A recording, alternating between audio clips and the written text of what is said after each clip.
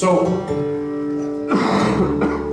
I was on tour in the States, first kind of big post-COVID tour over here, and I went all the way down the West Coast and across to Texas and up to New Mexico and up to Texas and all the way up the East Coast. There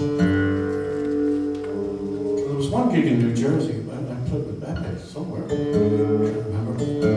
But when I was in Port Townsend, Washington, I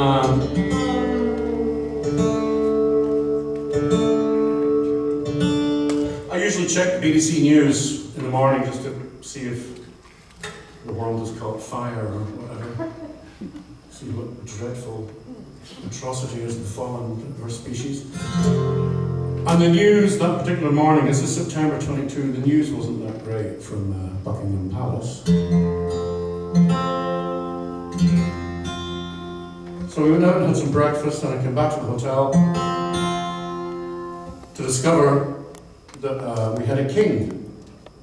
Never had a king before. Her Majesty had assumed room temperature.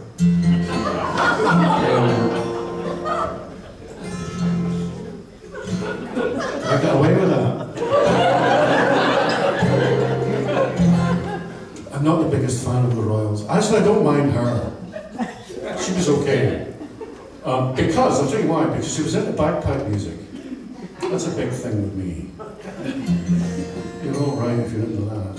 So, she chose this piece of music for her funeral, and it was played by a lone piper, like somewhere up in the gods in Westminster Abbey. This was played as she was lowered hydraulically into the transept of the Abbey. Jeez, what a gig. 7.4 billion people watching you perform solo in this gigantic ceremony. Imagine if you screwed it up. She'd come back up. You had one job.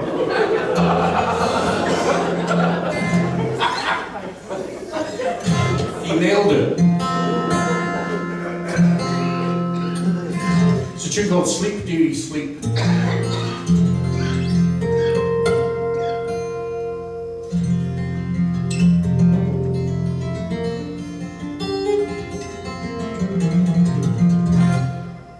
And before that, there's a piece from Brittany that I learned from Patrick Mollard, phenomenal piper of every variety of bagpipes. It's a tune called Love As Man, which means Happy New Year. Good tune to be playing in October.